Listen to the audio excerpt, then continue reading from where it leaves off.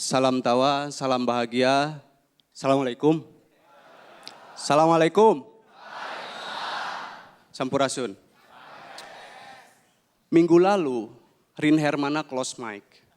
Dan banyak yang mention juga komen di YouTube, seharusnya saya yang close mic. Padahal mereka nggak ngerti siapa yang paling bersedih ketika Rin close mic. Bukan mereka. Rin Hermana sendirilah. Bahkan ada yang bilang, udahlah Undertaker mah Smackdown aja, Smackdown.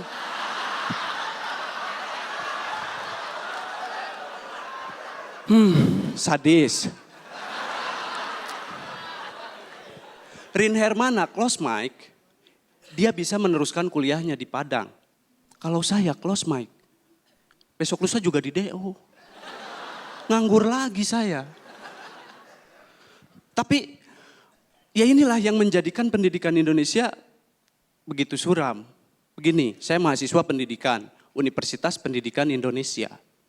Semester kurang lebih 7 tahun saya. Maaf, nggak kurang, saya yakin lebih sih.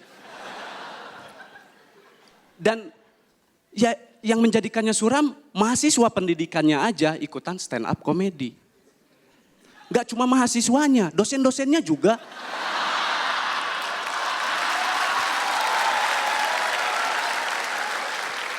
Radit Fan, Irfan Karta. Tapi alhamdulillah Radit Fan sudah close mic. Mudah-mudahan Pak Irfan Karta bisa menyusul. Ini bukan, maaf nih, bukan karena saya ada masalah dengan Pak Irfan Karta. Tapi ini demi pendidikan Indonesia yang lebih baik. Ya selain itu saya juga kurang suka sih dengan Pak Irfan. Tapi kalau Pak Irfan Karta sampai close mic, ini bakal ada yang komen juga sih saya yakin. Tapi komen-komennya positif. Ye, akhirnya Pak Irfan Karta close mic. Ye, skripsi. Ye, bimbingan lagi. Iya kan? Jadi kapan Pak mau close mic? Jadi kepada Dewan Juri, saya mohon, saya jangan dulu di close mic. Ya karena bakal nganggur lagi. Gitu. Karena dengan tidak meng-close mic saya, Dewan Juri sebenarnya telah membantu pemerintah dalam menekan angka pengangguran.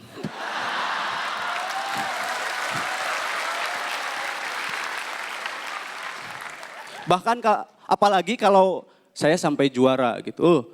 Amin. Ya kalaupun gak juara, ya minimal saya terus ada kerjaan lah gitu sampai karya saya bagus. Tolong ini mah.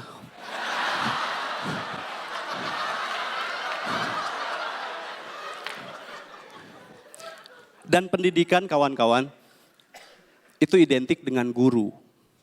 Dan kadang-kadang ada guru yang meminta jawaban, terus meminta jawaban atau penjelasan dengan bertanya kenapa. Ya kan? Kenapa? Selalu kenapa. Misalnya ketika kita terlambat untuk masuk sekolah. Nah, kenapa telat? Semalam ngerjain PR, Bu. Kenapa malam-malam ngerjain PR-nya? Ya Bu, sorenya saya main bola. Kenapa main bola sore-sore? Ya Bu, soalnya paginya kan sekolah. Ya kenapa kamu sekolah? Kenapa terlambat? Balik lagi. Ini kalau diteruskan pertanyaan ini, kenapa? Sampai Kak Seto parkur juga nggak akan selesai kayaknya. Nggak akan selesai.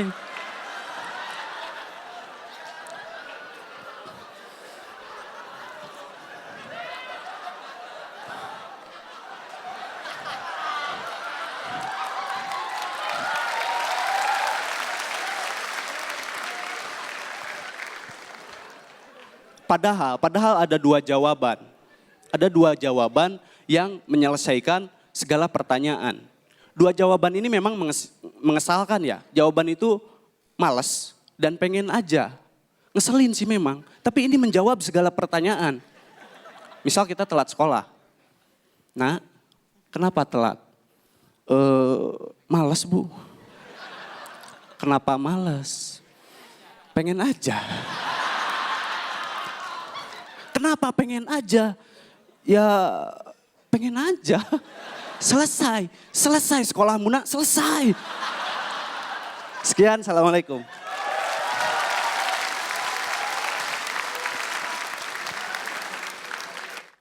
Salam dawa, salam bahagia. Assalamualaikum. Sampurasun. Dangdut ya. Dangdut itu identik dengan act out, dengan gestur, dengan goyang. Saya ini kaku.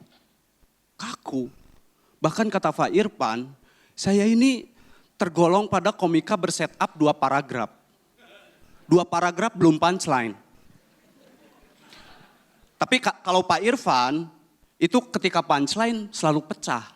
Bahkan dapat tepuk tangan. Kalau saya, mental yang pecah Pak. Kadang-kadang dapat tawa, tepuk tangan nggak ada.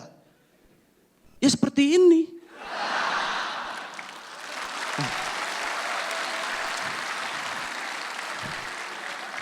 Alhamdulillah, terima kasih. Dan dangdut itu di daerah saya itu udah jarang. Udah nggak ada bahkan karena lapangan di daerah saya itu udah dibikin mall. Ya mau dangdutan di mana? Masa dangdutan di jalur evakuasi? Repot. Kalau tetangga sebelah, kampung sebelah itu masih banyak lapang. Masih banyak lapangan luas gitu ya. Jadi konser-konser dangdut itu masih sering digelar. Warganya itu punya kecintaan, punya pride gitu. Punya loyalitas kepada dangdut. Bahkan dangdut sudah dijadikan syarat sah sebuah hajatan. Ya misalnya perkawinan gitu, tanpa dangdutan itu nggak sah. Misalnya perkawinan Dadang Konelo dan Cece Kampina.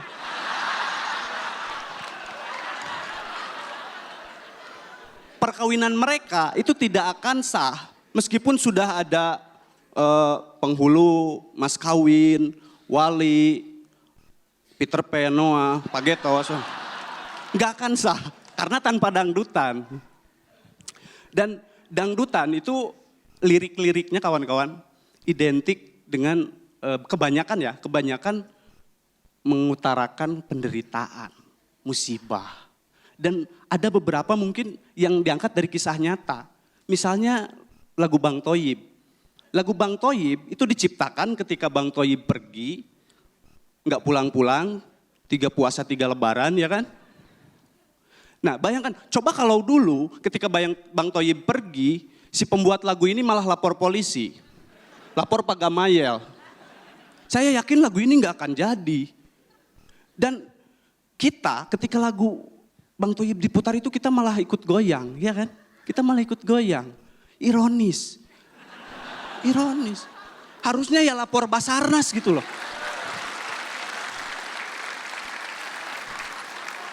Dan kawan-kawan saya ini anak sastra dan kata seorang guru saya, beliau ini yang mengajarkan saya arti-arti kata, makna-makna puisi, mengenalkan kedalaman kehidupan. Beliau ini namanya Neneng Skydiving.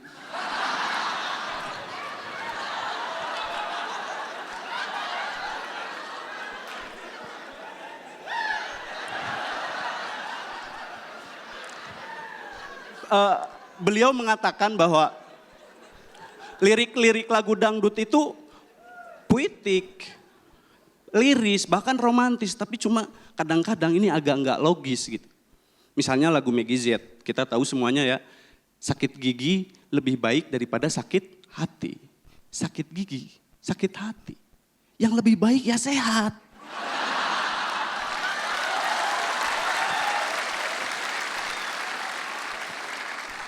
Dan yang lebih baik lagi itu adalah ketika kita sehat dan melihat Irfan Karta close mic itu. Ini masih berlanjut Pak.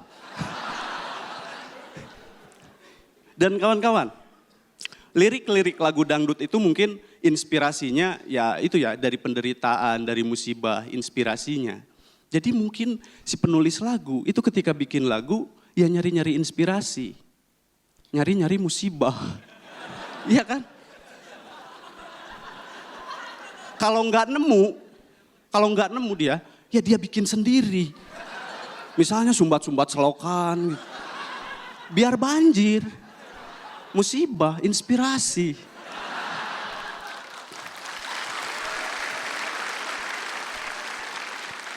Atau kalau masih buntu dia belum nemu inspirasi, mungkin dia akan bakar rumahnya sendiri. Biar jadi musibah. Setelah rumahnya terbakar, pemadam kebakaran datang. Mau madamin api, ya kan? Pak, jangan dulu dipadamin, Pak. Ini saya masih bikin refnya, belum selesai. Oh, jadi kamu. Ini Bapak rumahnya udah terbakar 7 kali loh, Pak. Ya memang. Kan saya lagi bikin album, Pak. Kebetulan isinya 12 lagu. Jadi rencananya insya Allah lah 5 kali lagi kebakarannya. Sekian. Assalamualaikum. Salam tawa, salam bahagia. Assalamualaikum. Sampurasun. Malam ini saya akan membacakan sebuah puisi. Boleh tepuk tangan kalau mau.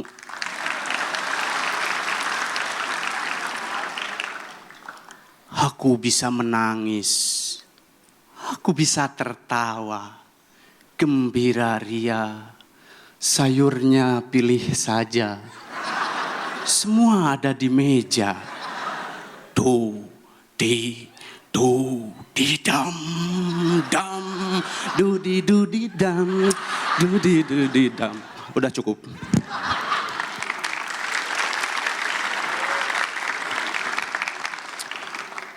Kawan-kawan, di panggung Suci 6 ini, saya sepertinya mendapat peran antagonis.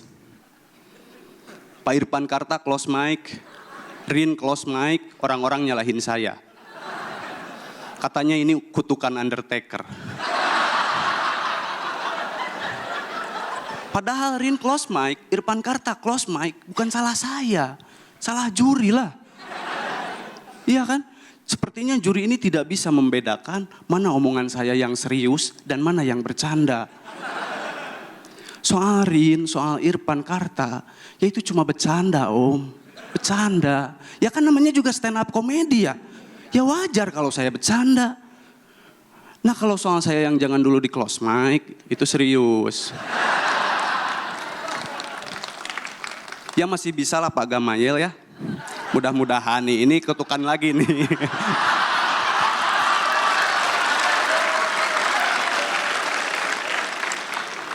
Kuliner ya. Ya kuliner itu ya jelas Bandung lah. Jelas Bandung. Dari gedung pemerintahannya aja kita jelas tahu. Gedung sate. Iya kan? Jelas kuliner. Tapi kenapa gedung sate? Sate itu khas Madura. Ya kenapa dipakai di Bandung? Kenapa jadi ikon kota Bandung? Ini krisis identitas kawan-kawan. Krisis identitas. Ya kalau mau digantilah dengan makanan-makanan yang khas Bandung gitu. Misalnya gedung cilok.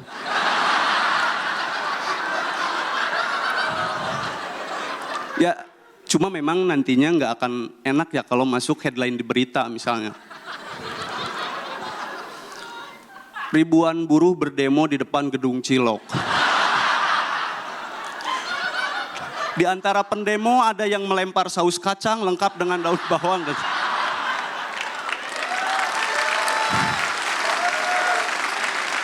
Dan Bandung itu memang makanan-makanannya tuh cilok, cimol, cireng. Semua ini teksturnya kenyal. Oh ya ada yang paling kenyal itu selain cilok, cireng, dan cimol yaitu cita-citata itu yang paling kenyal. Dan saya di Bandung itu ada yang jualan cimol asli Tasik. Oh saya kira cimol itu aslinya dari Tasik. Tapi begitu saya main ke Tasik, ada cimol asli Bandung. Jadi ini cimol itu aslinya mana? Krisis identitas juga ini. Kan kacau. Mungkin kedepannya nanti akan ada yang jualan cimol asli mana ya? Dan kawan-kawan, soal kuliner itu ya jelas lah ya. Bandung itu punya banyak makanan gitu. Dan lagu-lagu di Bandung juga mengenai makanan, iya kan? Tapi apa yang mungkin pembuat lagu itu sekaligus merangkap seorang koki, ya kan? Lagi masak itu, es lilin mah, nggak jelas lah. Dan nggak jelas kan?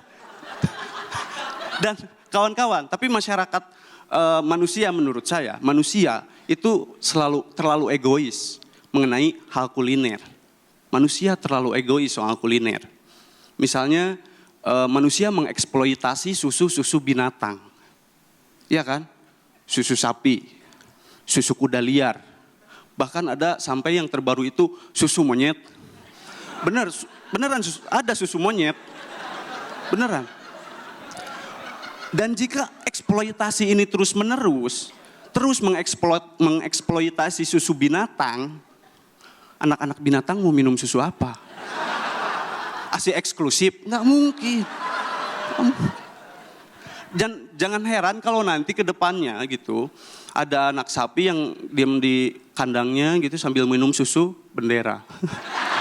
Benderanya bendera slang.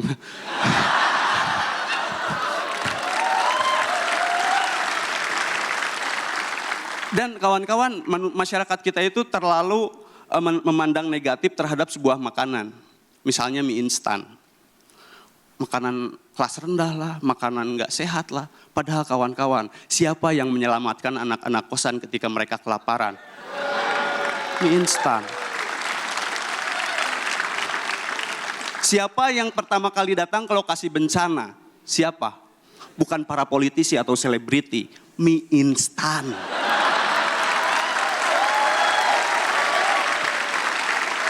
Jadi apa yang terjadi jika tanpa ada mie instan? Chaos kawan-kawan, chaos. Chaos. Bencana, apa yang mau kita bantu kepada korban bencana jika tidak ada mie instan? Nggak mungkin kita melempar bantuan makanan Padang. Lempar rendang, lempar kikil, lempar abang-abangnya sambil bawa piring. Assalamualaikum.